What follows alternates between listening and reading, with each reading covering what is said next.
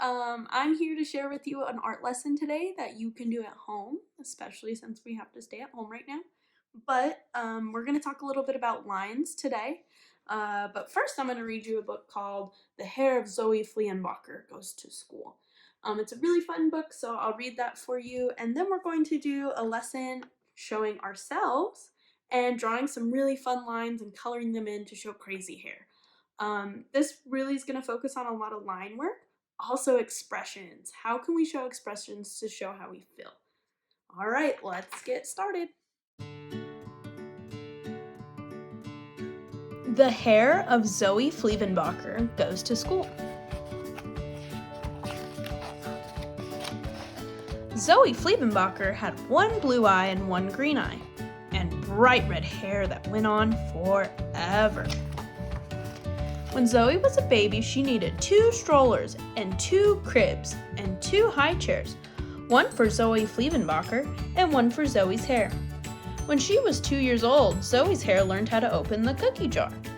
At 3, her hair could turn on the TV, pour a glass of juice, pet the cat, and play on the computer all at the same time. At 4, it learned to fly. Mom and Dad Fliegenbacher threw out the brushes and combs. The hair of their Zoe was wild and beautiful. It was her sail, her kite, her flag. Zoe had Miss Broadhag for kindergarten.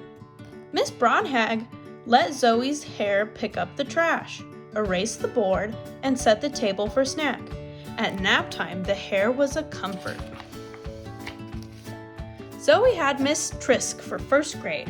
Miss Trisk didn't fool around. School has rules, she said. No wild hair in my class.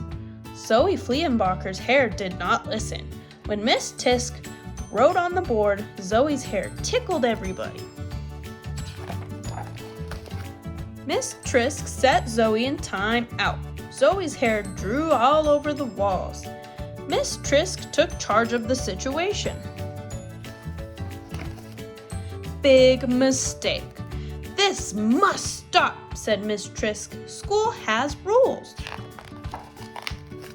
Miss Trisk demanded a meeting with the principal. Zoe's hair had to wait outside. The grown-ups agreed school had rules. The hair had to be tamed. Zoe tried a ponytail. It didn't work. Zoe tried braids. No good. Zoe tried scrunchies, barnettes, clips, headbands, rubber bands, bobby pins, and duct tape, all at the same time. The class held its breath and it worked. The hair stayed under control during spelling. A scrunchie broke during math, but the hair didn't move. 2 barrettes slipped out during snack time, but hair didn't move. First grade has rules, Miss Trisk reminded the class, and then she smiled. Zoe couldn't smile. It felt like all the rules in the world were sitting on the top of her head. Miss Trisk started the science lesson. She held up a ball. This is the sun. She held up another ball. Mercury orbits the sun. She picked up 3 other balls. This is Venus, Mars, and here is the Earth. She dropped the Earth. The class giggled. First grade has rules, Miss Trisk reminded them. No giggling. Zoe lifted her head off the desk. A bobby pin fell on the floor. 1 red strand of hair unfurled. Miss Trisk picked up 2 more balls. Pretend that these are Jupiter and Saturn, and that all the planets are spinning and orbiting around the sun. Bam, bam, bam! Jupiter, Mars, and Venus fell to the floor and rolled on the corner. Ping, ping, ping! Bobby pins rained on the floor around Zoe. Oh my, said Miss Trisk. Snap, snap! Rubber bands and scrunchies bounced off the ceiling.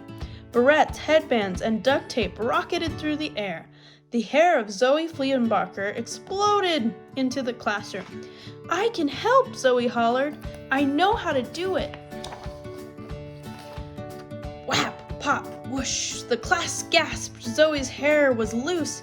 The kids grabbed their crayons and hid their scissors. Miss Trisk dived for the gerbil's cage. Zoe smoothed her hair and raised her hand. Please, Miss Trisk, she said. I want to help. Can I try? Miss Trisk nodded.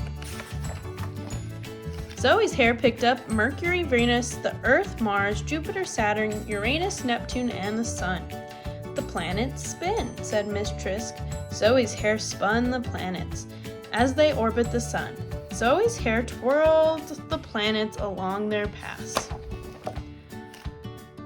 That day, the first grade students in Miss Trisk's room learned all about the planets. Miss Trisk learned some things too. My goodness, said Miss Trisk, that is some amazing hair. That's helpful hair. That's handy hair. Zoe Fliegenbacher had one blue eye and one green eye, and handy, helpful, amazing hair that found a place in first grade. The end. All right, so to get started on our drawing, we have to talk about supplies and what we need today. So what you're gonna need today is paper. I just have plain computer paper, a pencil, a Sharpie, or if you don't have a Sharpie, you can use whatever color marker that you have, something nice and dark, hopefully.